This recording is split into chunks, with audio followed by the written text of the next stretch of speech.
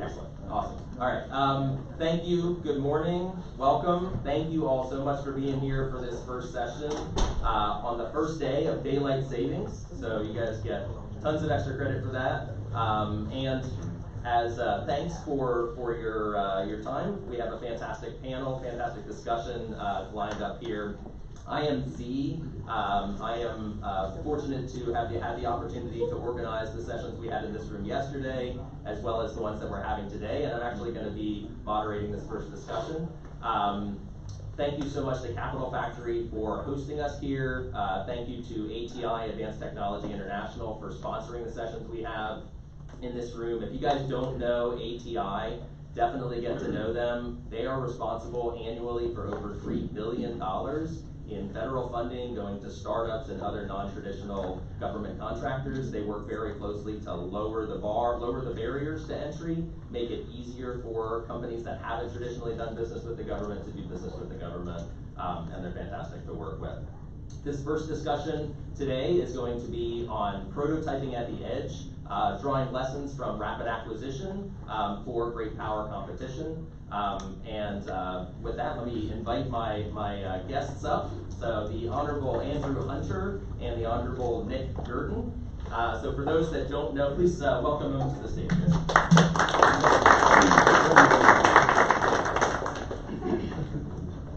All right, so for those that don't know Andrew and Nick, so Nick just left the Pentagon, having served as the Assistant Secretary of the Navy for Research, Development, and Acquisition, so responsible for overseeing all acquisition programs for Navy and Marine Corps. Before that, another Senate-confirmed position as the Director of Operational Test and Evaluation, and a fantastic career before that with deep expertise in modular open systems architecture, and a lot of other fantastic knowledge that's relevant to defense acquisition.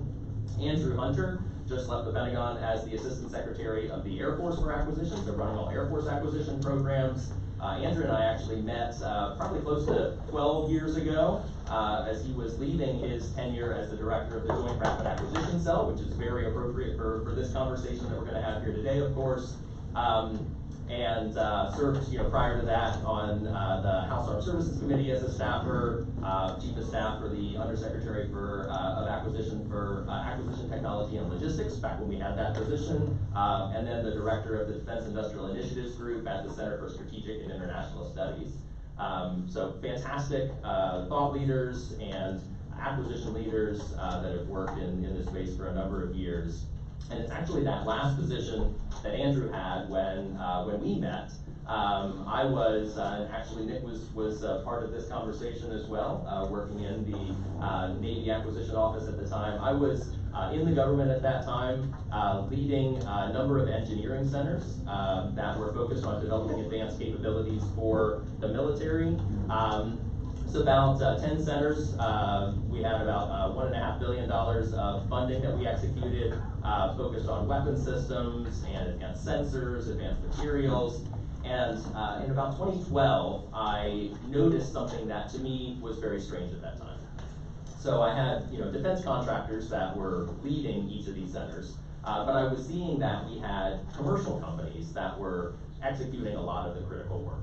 And back in 2012, we didn't have the Defense Innovation Unit or AppWorks or Army Applications Lab. And in fact, when I started poking around and pointing out, like, hey guys, this commercial technology this is really revolutionary. This is really leading a lot of our defense technology. I got a lot of pushback. And so I reached out to CSIS because I said, look, this is way above my pay grade. I need some help. They conducted a study. Andrew finished the second half of that study. Nick provided a great amount of input into that study, representing the Navy acquisition side at the time. And one of the key findings that they had, the study was called Keeping Our Technological Edge. I encourage you guys to take a look at it. Very prescient, published in 2015, but conducted over a period of 2 years. So by the time it was published, we had a Defense Innovation Unit experimental. We were starting to move into this space. And of course, there's been a lot of rapid prototyping. The JRAC had been around for quite a while. But one of the key findings from this study was that innovation was occurring along the edges of formal processes, and that we really needed to move it into the middle of that formal processes. So, that was a key finding, key result from that study, and something that we focused on from that time forward. Flash forward, we definitely recognize today that the global innovation landscape has evolved substantially, that we have adversaries that are rapidly advancing their technological capabilities and are rapidly moving those capabilities to production at scale. China in particular, with their state-driven model, enables swift development and deployment of new technologies, and that presents a significant challenge to the US. One of the other things that we've certainly learned over the last 15 years is that modern conflict is not likely to end like the Gulf War of the early 90s. In fact, it's likely to be multi-domain and protracted. And we've seen that in Ukraine, we've seen that in Iraq and Afghanistan. We need to be prepared for a very different type of conflict than what we've seen in the past. And so to effectively compete in this era, to deter conflict and to be able to prevail in a protracted conflict, if we are drawn into that, we need to be able to take these innovations, we need to be able to scale them, we need to take these lessons from rapid acquisition and prototyping and pull them into the mainstream. So that's what we're going to talk about today. So without further ado, let's go ahead and begin the questions. I am going to open it up with a handful of questions, but we will open it up for audience questions at the end, so please keep those in mind. I'll save at least the last 15 minutes for audience questions. We'll have a mic to go around because we are recording the video and audio for this as well. So gentlemen, let's start first with lessons from rapid acquisition. In particular, I want to focus on the question of scalability. So a lot of rapid acquisition programs are focused on small scale, very highly specialized capability areas. Based on your experience, what lessons can we draw from these programs that really allow us to compete with China and with adversaries in a potentially protracted multi-domain conflict? So if you don't mind, I'd like to jump in a little bit. My theme is going to be position yourself for success. Quick analogy, we just did an addition on my house, and I've been in product development for a long time. I was expecting some cost overruns, my wife was not, but I did not expect the cost overrun to start when they were digging the foundation. It turns out there's good dirt and bad dirt, and before you know it, we've blown through what budget we had for an overrun before the first drop of concrete was poured. Position yourself for success. Understand that things will change as you go. Very powerful conversation yesterday around mock TV, hypersonic project, where they used an innovative contracting model to open up a variety of different providers that had deep expertise in particular areas and pull them together in consortiums, probably not the word, but a grouping of people that are working to common cause, each in their particular area of expertise. Also, open the aperture for discovery as a part of the capability development process. Now, though there was a lot of commercial technologies embedded in what it takes to pull that off, honestly, it is a fairly unique military creation when it's fully formed. Taking full advantage of best commercial practices for product development, model-based engineering, open architectures, so that those different capabilities can be discovered, things that didn't quite work out can be rejected, and the evolution of the capability can be a part of the plan, that you plan for things to change over time. When I was DOT&E, that's one of the things I brought to that team is, hey, look, this is a feature, not a bug, that once we develop and deliver something, we're going to change it. And if we aren't a part of that, we will be left behind. And so positioning yourself for success, thinking ahead of time for what the likely changes are going to be, allowing for those things to happen so that you can be light on your feet and responsive to changing needs or changing technologies, as opposed to, I built a prototype, ugly and fast, now let's just go build a bunch of those. That hardly ever works out. You need to position yourself for success over time. Yeah, well, thanks, Ian. It's a pleasure to be with you today. And you mentioned that study that we worked on together, and I just can't resist one humorous anecdote from that, which is when we went to brief that study, which was, as you said, just about the time, and maybe just after DIU had been announced by Dr. Carter. I had the opportunity to go brief that study to the leadership of what was then ASD Army. And Steve Welby was the assistant secretary at the time. He was a little bit late to the meeting, so we came in and I started to present, and the guy's like, look, I just got to tell you, we really have problems with your study. You really devalue the importance of government-funded research and development, all this talk about commercial, and you're really out of step with where the deputy secretary is trying to go. And it was right about that time that Steve Welby walked in, and I was like, really? You think that I'm out of step where Ash Carter wants to go? And his chief of staff, I was his direct report as the director of Joint Rapid Acquisition for 2 years, and Steve, it was like I said, right at that point, Steve Welby came in, he was like, let's change this conversation. Anyway, it was fine.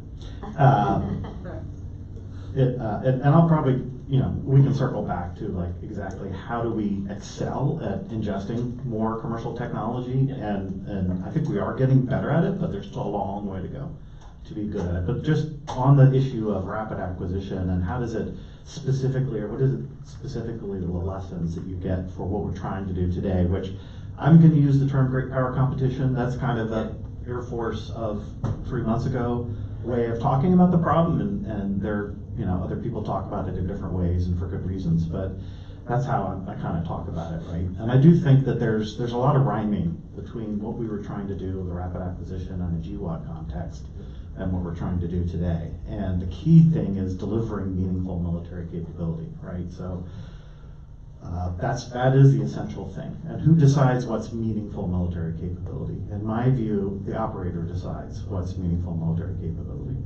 And so you just see right off the bat that it's the coordination between the acquisition community and the operational community. You can kind of I tend to throw operational community and requirements community together, even though they're two different communities. But in theory, they're trying to do the same thing, or the requirements committee is trying to serve the operational community, and they're really the customers. So I focus on the operators. That's the essential thing, right? We have to be responsive to their needs, and as responsive as possible. We have to rapidly meet their needs, and then we have to do it continuously over time. And that's certainly what we were focused on doing, or facilitating doing at JRAC. And that's exactly what we still have to do today. The difference is that the challenge is even greater. As challenging as global war and terror was, and as challenging as the insurgencies that we were combating were, the great power competition challenge is an order of magnitude at least more intense and more complex in what the challenges that it presents to the operational community. And so the way we succeeded in doing rapid acquisition is we deferred a lot of things in order to move fast. That works. It worked then, it works, but we're gonna have to be extremely discriminating about what we defer and what we don't defer, because when you get to the scale and the intensity of great power competition conflict, there are things you can't defer, right? Hard things that you still have to do. Yeah. Now that's a great point, and actually a great segue into where I'd like to go next. So with a lot of these innovation programs and rapid acquisition programs, like you said, Andrew, you're deferring the processes, you're bypassing the standard processes. You guys ostensibly are just coming out of two positions running the bureaucracy for all intents and purposes, right, for the acquisition side. So can you give us some insight into how you applied some of those lessons that you have from rapid acquisition and innovation programs into your roles that you just stepped out of, leading the acquisition team, the mainstream acquisition programs for the Navy, Marine Corps, and Air Force? So one of the things that happened really during the first Trump administration was to retool the instruction for what defense acquisition looks like into pathways. Big fan of the pathway process.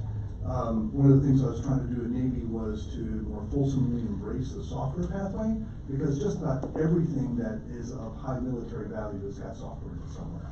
But to decouple the work of building that big, complex, integrated thing, physical thing, the thing that conquers the tyranny of distance, from the mission systems that make it into a useful warfighting capability.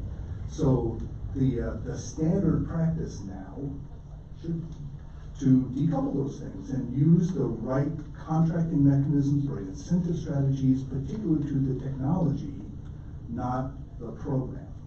And so creating a mashup of the right authorities should be, well, I should say this, the machinery of government facilitates rapid innovation and exploration.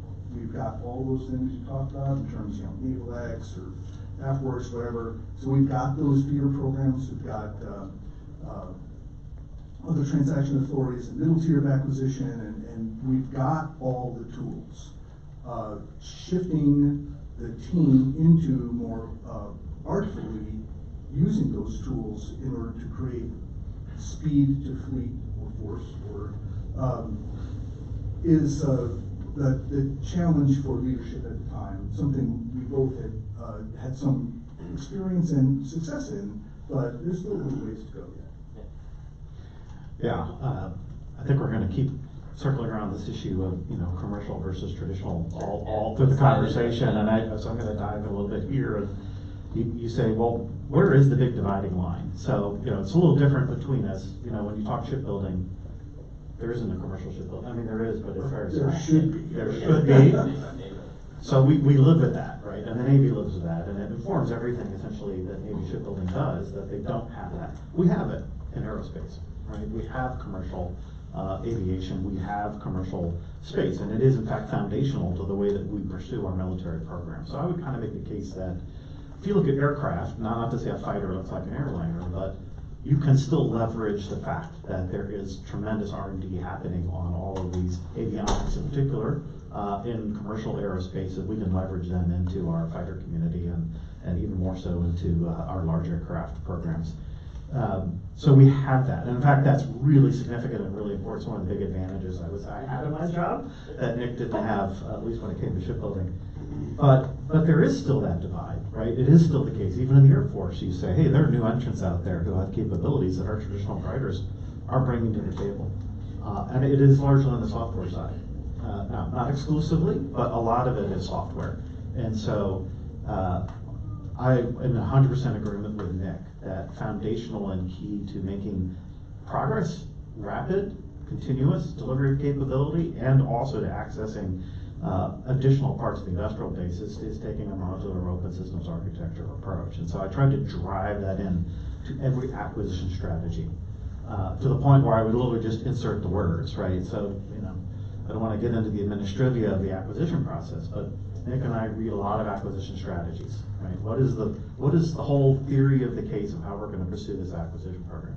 And by the time they get to our desk, they have been through literally, thousands of hands, and people have tweaked and so it gets to you and you say to yourself, if this is pretty good, maybe I should just sign it, right? Do I really want to make a change at the end? And after all these, well, that's yes, because it has to state clearly and explicitly that the plan will be to leverage modular open systems architecture to continuously and rapidly field capability. And I would put those words in every acquisition strategy, because my theory was, in 5 years, the PM says, what is it that I'm supposed to be doing here? Well, that document is the foundational document for the program that says this is what you're being asked to do. I want it to say explicitly what it is that I want that strategy to be. And so I tried to drive that in. Now, there's a lot more to putting words in an acquisition strategy in the day doesn't change anything other than making strategic intent clear. There's a lot you have to do to make it actually practical, to make it something that really works, and I would say we both spent a lot of time on that. Yeah, honestly, you were in a position of being able to do that a little longer than I was. I did just a couple of places, I put my foot on the brake, hear the whole Pentagon come to a screeching halt, like, wait, he didn't sign it. And, and the rinse and repeat cycle is extremely painful, but necessary sometimes when you're just presented the wrong answer.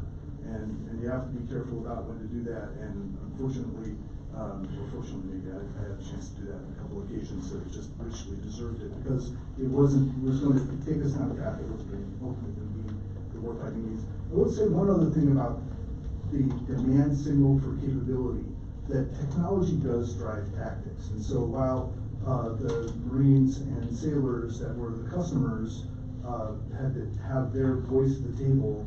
The technologists did too, and so the work coming out of places like the Office of Naval Research and the other laboratories we have sprinkled around the country, when they were bringing us something that really was a game-changing capability that would fundamentally alter how warfighting was done. Sometimes that was a harder lift for the operational community because they knew what they had, they were comfortable with it, they just wanted a better whatever that was, as opposed to completely different. Like for instance, the Navy had done some research on electromagnetic projectiles, a railgun concept that just didn't quite, the technology just wasn't quite there yet. But it turns out that the Army picked up on the glide body that came out of that, not glide body, just high velocity projectile, and kind of encased it in a 155mm sabot, and were shooting out of 155 tubes, and they would go really, really far. And they had wings on them, they could like bend them a little bit. Not the same as a hypersonic missile necessarily, but it would go really fast, really far, and show up with boom. I was like, what would it take to take that 155 sabot and make it into a 128 5-inch sabot? And they're like, oh yeah, we could totally do that. And that's one of the things I asked the team to do is like, hey, look, out in the Red Sea, we are doing amazing. Our stuff worked. We're like 100% shooting down stuff and not taking any hits. That's amazing. It's expensive.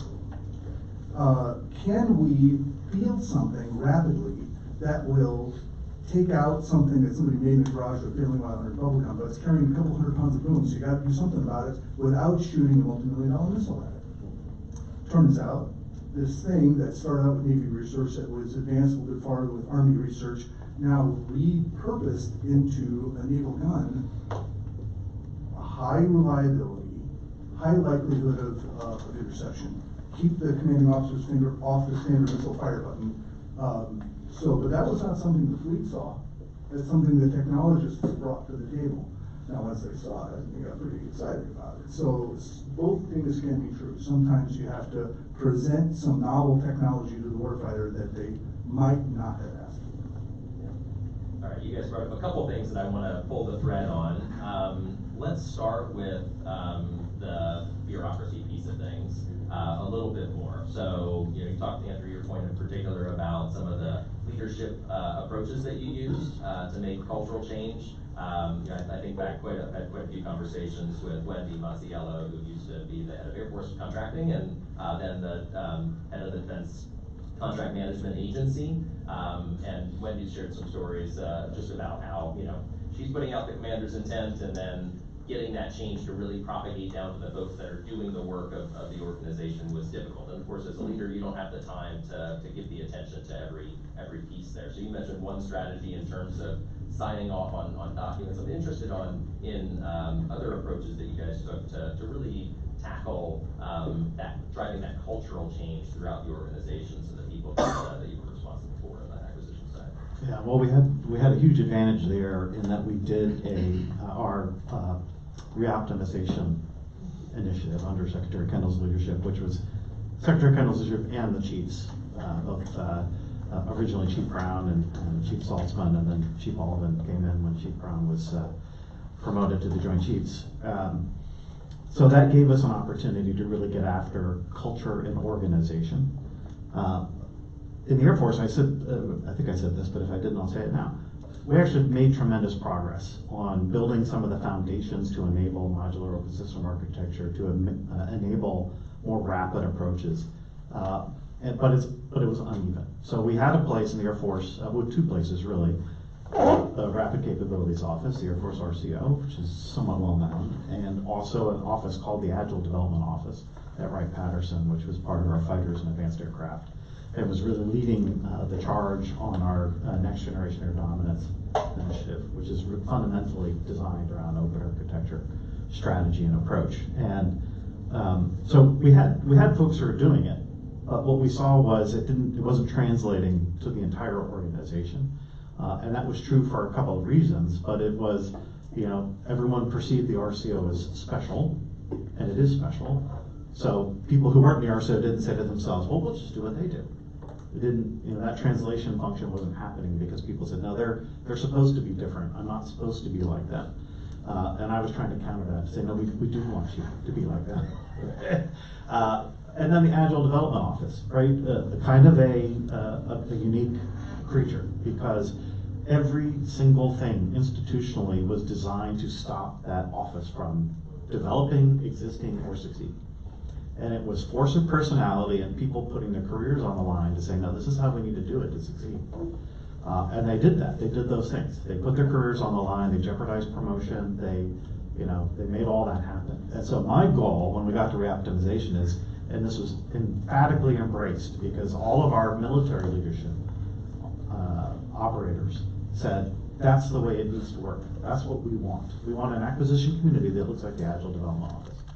And so we then were able to say, how do we institutionally change the organizational incentives such that everyone wants to be the Agile Development Office, and it's not something that people have to put their careers at risk to accomplish. That's great. Well, I wasn't in that particular seat of acquisition long enough to put something like that in place. I'm envious. Very, very nice of them. Yeah, French kiss. One of the things I did do though is I want to say that Wayne Meyer, the father of Aegis, might not be terribly happy with me in a couple of places. One was his often told phrase of build a little, test a little, learn a lot. Test a little? Well, who does that, right? We're going to use computers and automation, we're going to test the crap out of this stuff. And the other one was that deliver a whole ship, a whole warfighting capability. Well, the mission systems, those things that turn a ship into a warship, really are on a completely different time horizon.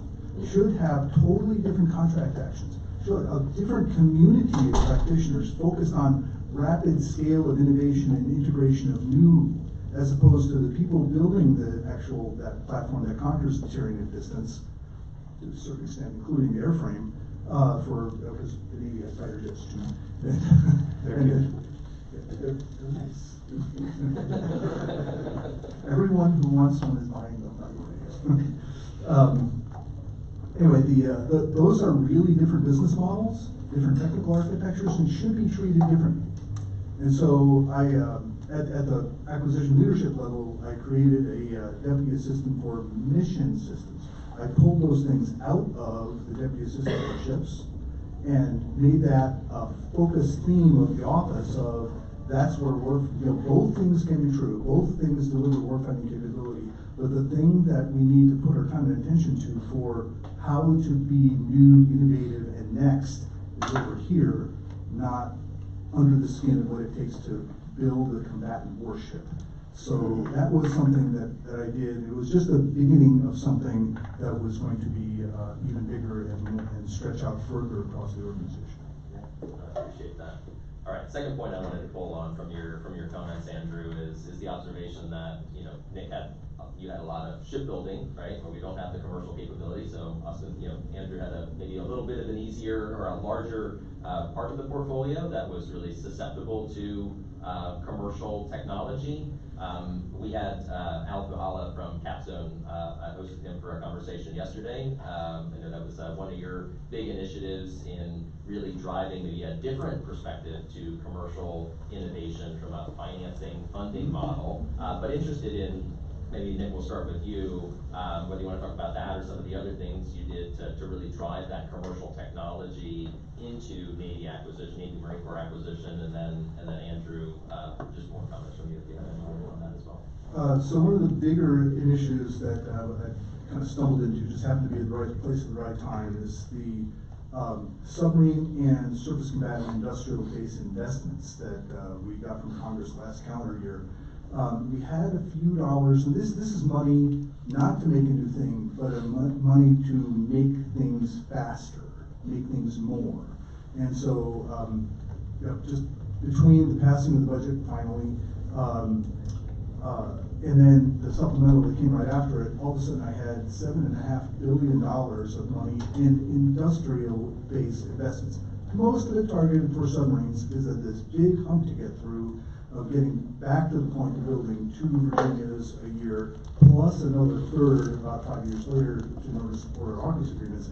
And, oh, by the way, at the same time, building the biggest, most complex missile submarine yet devised by man, the Columbia class.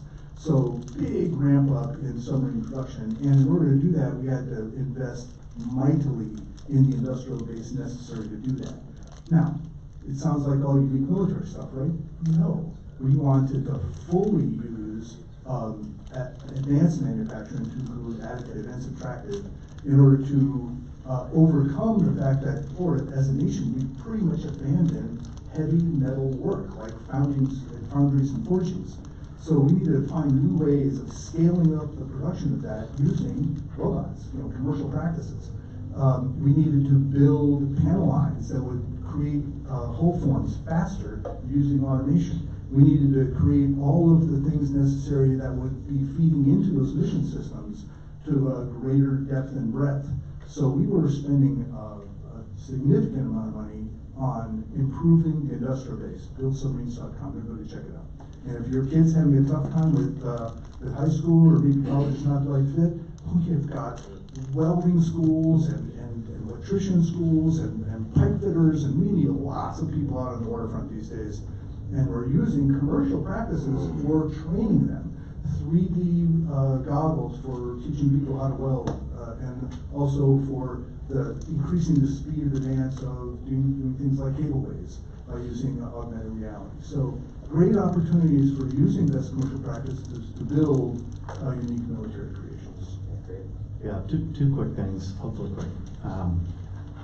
This cycle of kind of traditional defense and commercial, it just goes over and over and over again. I had a chance to see this when I went to Spirit in Wichita, which he was part of the Boeing company, was spun out of the Boeing company, and is now being reacquired by the Boeing company.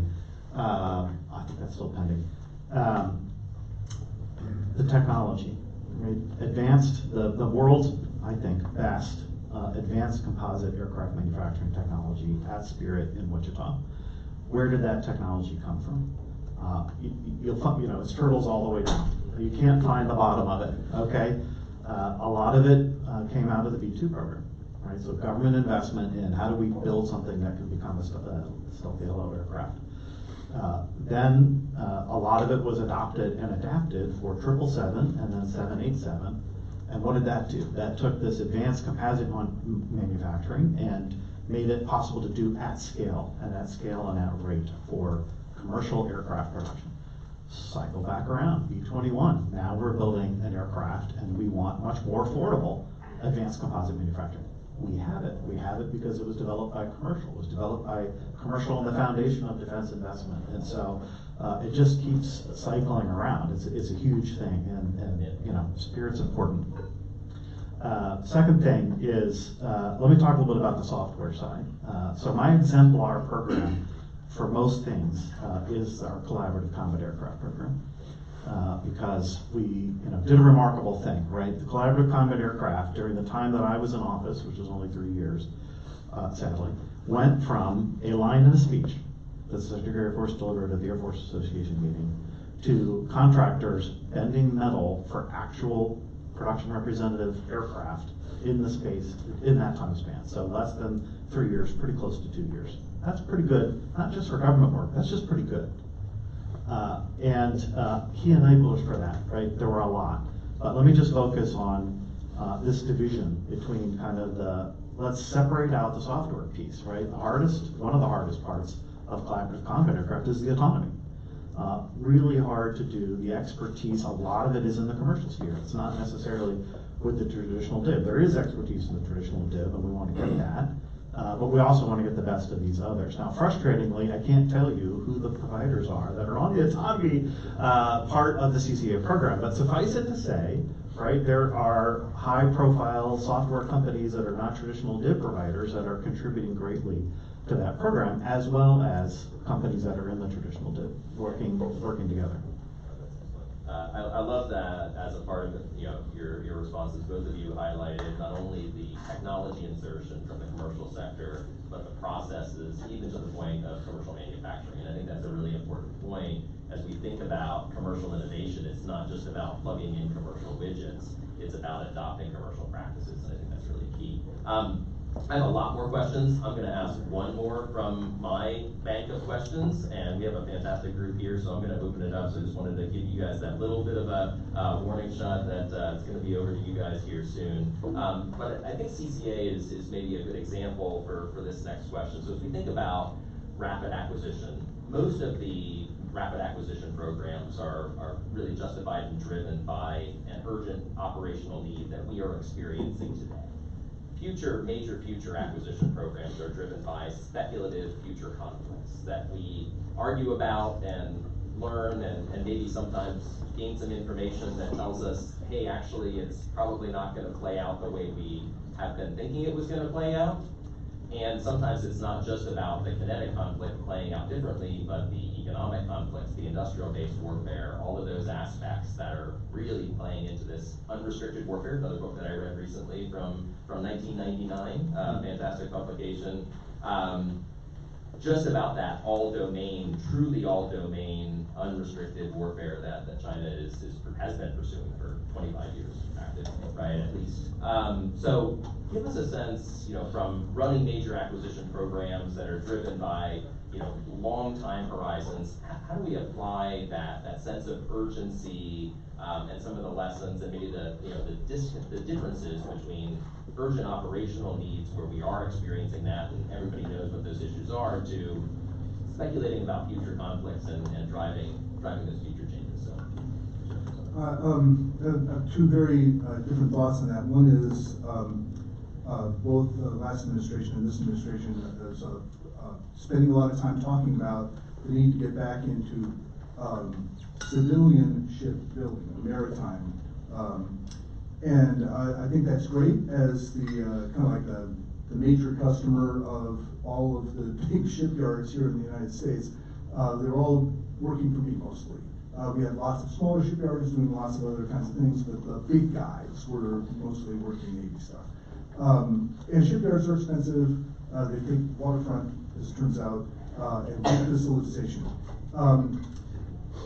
As a nation, we abandoned commercial shipbuilding in the 1980s. And for a maritime nation, it's kind of a funny thing to do. In the meantime, and the idea was that, well, the free market will figure it out. Well, it's a free market, but it really is free, unless you've got a country that pours its national wealth into the physical capacity for outgunning you. In this particular case, China's fantastic investment, really, you got to hand it to them, in the physical laydown of doing shipbuilding and taking over in a really eye-watering way commercial shipbuilding across the world. Like 60 or more % of the order book internationally is in China. They've got one shipyard that is bigger than all of our major shipyards combined. So, that's a tough thing to beat. It is going to require some government investment, because private investment by itself would simply not be big enough. But establishing a marketplace, showing, putting incentives out, creating the dynamic for people to want to invest, has to be something that's done straight-faced over the long term. It takes a while to build a shipyard, and it takes even longer to build a ship. It's not the sort of thing that happens in a couple of years. So, but that's something that's important for our nation. I hope that will be a consistent theme going forward, and we'll see some investments going that direction. You sucked all the air out of with that one. I had something else, but I'm going to hand it over to Andrew now. I'll endorse that we should invest in our shipbuilding infrastructure. After we get to all the Air Force stuff. So, I talked a little bit about our reoptimization initiative. That leadership down, top down, really critical, right? Started with General Brown, accelerate, change, or lose. When Secretary Kendall came in and brought his horsepower to it and focused the entire Secretariat on the same mission, right, then we were really cooking with gas. We had the whole organization, the whole enterprise working together. From an acquisition perspective, what did I drive to do? You know, I talked about we wanted to make the Agile Development Office something that everyone wanted to be, and that you were incentivized to do that. So a lot of the changes on the acquisition side designed to do that, the creation of the Integrated Development Office. But rather than get bogged down on like the organizational piece, just know that we were doing that. What does it really mean? Like, what does it look like? If you're in industry and you're looking in, what do you see, right? You see that there's an Integrated Development Office and an Integrated Capabilities Command now, and you hope to go talk to them. But practically speaking, right, you need contracts. You need people who can tell you what is it that government wants you to produce from the industry side. So the things that were so critical, allowing us to move fast on collaborative combat aircraft, a technical architecture that you could go get your hands on and say, if I build to this architecture with these standards, these interfaces, I can play. I can bring my software, my widget to the fight. And that's the Advanced Mission Systems Government Reference Architecture. Really key thing. And I always like to say when I'm talking industry, don't get wrapped up in the government part of government reference architecture. It's government-led, yes, but entirely in collaboration with industry. And that collaboration is critical to getting it right and to get it to be something that's effective and meaningful for people in industry to actually work to and work towards. And so that technical architecture, a network architecture, so you know, at whatever level of classification required, a network architecture that industry can plug into and can go and find out how to plug into it so that they can be part of the technical architecture. Security architecture that aligns with those other two things, right? So that I don't have a security architecture that says, well, great, I've got this thing, I can't share it with anybody. I've got to have a security architecture that aligns with the other two. And then a contracting architecture that allows me to actually get out to industry and bring them on board. And we've been doing that in the Air Force with large vendor pools, flexible contracts. A lot of them are IDIQs. OTAs are also great tools, especially when you're doing work like developing government reference architectures. These tools are absolutely critical. And the only thing I'll add to that is that there was a lot of Navy, Air Force collaboration in the creation of that architecture that you'll end up seeing in the Navy's XX acquisition, which we'll get some more announcement out here in the next couple of months. I'm glad to look for that. We'll see. Awesome. Thank you, guys. All right, now it's your turn. So I see questions already. Go ahead. Raise your hand, and Camille will bring you the microphone. Please. Thank you very much. Great panel. So, mid companies, small businesses, innovative design, reverse engineering, whatever it is, to get parts. If you don't have parts, you can't fly airplanes or have ships. So we hear from the Air Force, Army, and Navy speed of relevance. Yet we have a B-2 fleet of 22 airplanes and only 12 can fly today. That's because of OEMs 7 years waiting on parts. 7 years waiting on mission incapable awaiting parts. Any thoughts on that? Because other companies other than the OEMs can support it, but yet we're not reached out to, or we don't have the contracting avenues. Can I speak to that? I'm gonna step out a little on this one. Why is that true? It's true for a very stupid reason. Now, we could be stupid in a lot of different ways, but specifically when it comes to, there's a huge spare parts challenge for the Air Force, and it's something we did to ourselves. And what happened is this is really crazy bureaucratic stuff, we had a shortfall in the working capital fund, a cash shortfall in the working capital fund. And it was because we were winding down the wars in Iraq and Afghanistan. So these funds, they go up when you're doing a lot of operations, you're flying a lot of jets back and forth over the ocean, we spend a lot of money on fuel, money goes into this fund, the funds grow, and then you stop. Now money's not coming into the fund, the cash balances start to dwindle, and it get to a point where they hit a bureaucratic trigger and everyone says, okay, stop. So we stopped buying spare parts.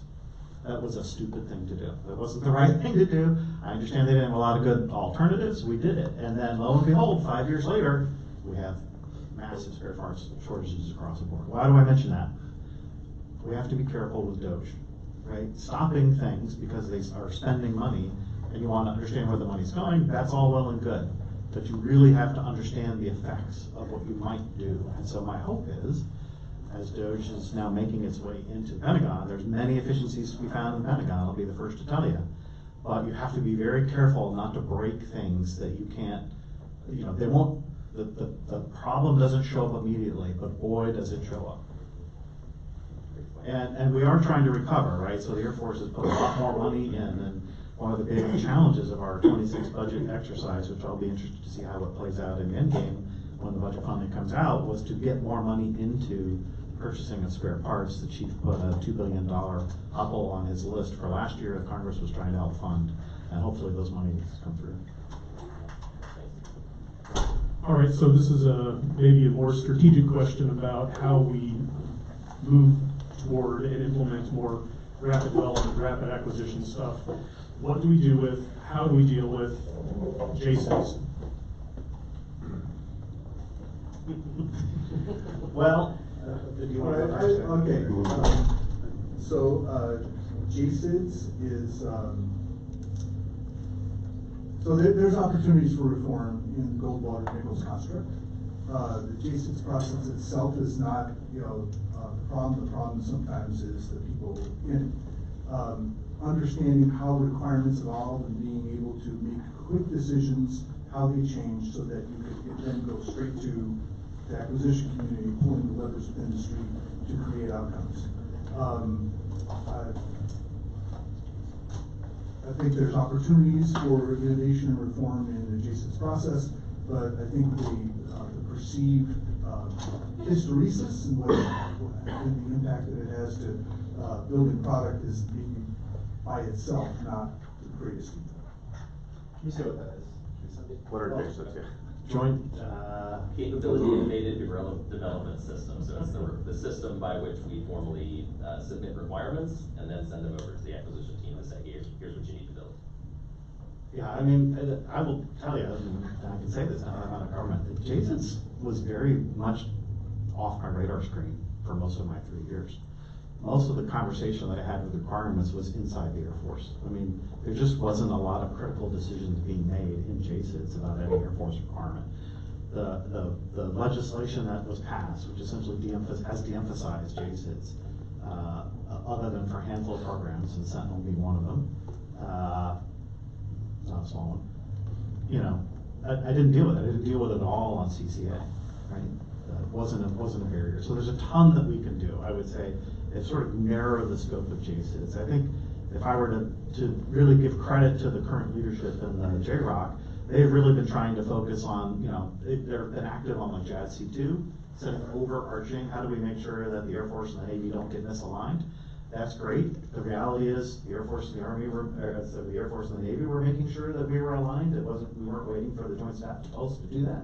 But it's certainly helpful to have them being aligned with our alignment. So I would say, it wasn't a huge impact on me in my job. And they were trying to revector their focus to focus more on the right things, right? The truly joint things versus trying to figure out how fast should a collaborative combat aircraft need to fly.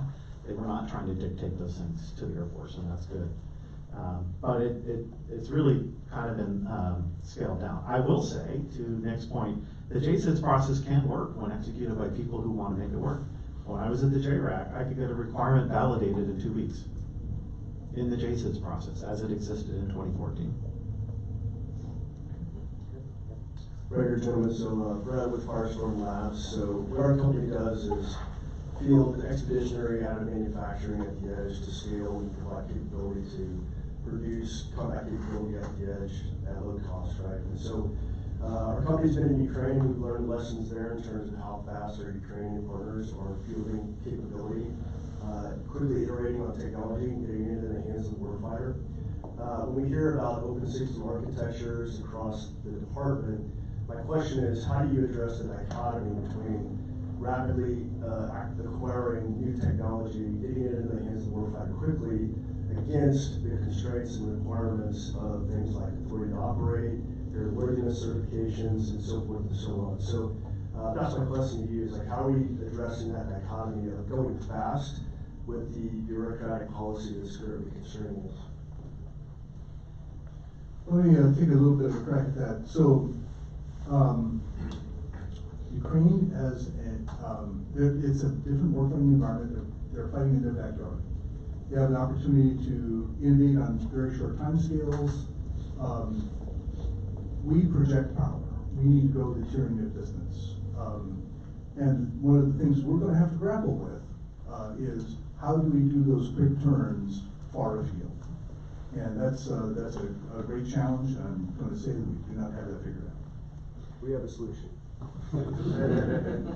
Be very interested to learn more about it. I mean, but I think there are things that we see that are going to help, right? To do what Nick just described. So having the architectures already defined, right? So if the war starts, if you don't have your architecture defined, you're not going to have time to go figure it out, right? You're going to go with what you got, and you're going to make it work. Positioning ourselves to be able to go Yeah, fast. so laying that foundation ahead of time, that's something we can do, should do, are doing when it comes to the AMS GRA, autonomy GRA, and some other things. And so I'm going to make the claim that, you know, if we succeed in developing the autonomy GRA, that may be the war-winning thing in a high-intensity conflict. That by itself may be the key war-winning development, and it's one reason why I put such a high priority on it. Secretary Kendall put such a high priority on it. Other things, right? How do we to cope with the distance? You know, okay, advanced manufacturing, 3D printing. We can get and field gear faster. There's a lot that goes in the whole technical architecture that underlays that. Which again, if you don't have that when the fighting starts, we can still do 3D printing, right? That's a known thing. The stuff's out there, but to leverage at an industrial scale, there are a lot of, you know, technical things that we're going to need to make that work. We need to be doing that work now. So that's the key foundational work that we have to get after, and we have to resource it, right? It's not popular because, hey, the technical architecture to do, you know, 3D printing in 3 years' time is not an investment that makes things go boom today, but it's still critical. So I think that's a key thing. Right, we are officially at time, but we got a little bit of a late start. I'm actually going to pose what I think maybe will be our get off the stage question, and it's a topic that I think is really important to consider here for lots of reasons. So Bill Greenwald, know pretty well. Bill's talked recently quite a bit about how the U.S. Mistakenly shouldn't have, but did adopt a central planning model in the Cold War post-Sputnik. Said, hey, this is working for the Soviets. Let's create more of a central planning model for the U.S. and see if we can make it work. That's Bill's argument. There's others like Melissa Flagg and Dan Patt that have also cautioned against trying to follow the Chinese model in competing with China. Nick, you pointed out the integrated economic and state-driven model and some of the advantages that does give China in this competition. Interested in your perspectives on that, and then as we look at the commercial sector, the model is very different, right? It certainly is messy, it's distributed. How do we reconcile, and what lessons do we draw, and where do we need to bring acquisition for the future in this competition with the state-driven model with China in particular? I was when I was a Navy civilian, I was preparing one of our senior executives to go give a brief. I was NDIA or something, and he wanted to incorporate modular open systems into his conversation. She pulled me into his office, and he said, he was a Star Trek fan. He said, "Nick, you are Leonard Nimoy." I have no idea what he meant by that. He said, "Try as you may, you will always be Spock. You'll always be the open architecture guy." So I haven't leaned into that as hard as Andrew has, and I'm really grateful that he has. But I'm going to sing that song just one more time. Positioning ourselves for success. By capturing the innovation from a wide variety of sources and having the environment by which they can apply their craft, I believe in the innovation ecosystem of this country. I believe that capitalism is a great way to pull people in to the common cause of doing well for themselves, their family, and their nation. I think that command and control economy, like what we see in China, is worked for them because of the amazing amount of things throwing at them through all the stuff you see on store shelves. However, in the end, I believe that our opportunity to create the environment that people can do the hard technical work of making amazing, game-changing things will be what has been and will continue to be our great strength. Yeah, I'll put my cards on the table. I'm an unrepentant capitalist. I strongly believe that competition is what's going to drive innovation, and that's not, I think, shocking to anyone who's followed me over many years in my career. Having said that, I don't think it's that helpful to kind of put an ideological, if you will, like, hey, there's a central planning approach and a non-central planning approach, and let's do the non. So, we took a hard look at ourselves in the Air Force with our re-optimization, and it's like, well, what do we want? Okay, we can spend all day talking about what we don't want, right? That's real easy. I can find lots of things to criticize in defense and spend years doing it. But what do we actually want? What's the good thing? And in the Air Force, it came down to, in the conversation between acquisition and operators, we agreed. We want the Agile Development Office. That's the way we want to do it. They want more of that. We in the acquisition community, we want to do more of that. So we had consensus. We reached consensus. That's what we want. We want something that reaches out to a broad swath of industry, that's able to leverage traditional DIB and non-traditionals equally, that's able to do modular open systems architectures, and those are all of the things that we want. And so we doubled down on that, right? We embraced that. We didn't spend a lot of time thinking about, hey, we should abolish Air Force Materiel Command because it's central planning, it's old. No, we just focused on how do we get more of the thing we want, and we can do that within our existing structures, and that's what we're setting out to do. Now, of course, I'm out of the seat and TBD on how it all goes, but I'm still optimistic on this. The one thing I would caution is that approach that I described, it works because you do have very smart people in government who are collaborating with industry and doing it. And if you don't have those smart people in government, the highly knowledgeable, highly skilled people, it doesn't work. Because maybe you can certainly hire, FFRDCs and CETAs, and they can bring all that to the table, but you've got to have at least that core handful of people in government who really understand how it works and can collaborate. And so that's where I would say we need to make sure that we do not set up a structure that robs us of that talent. Awesome. Great points to end on. Thank you guys so much. Please join me in thanking Nick and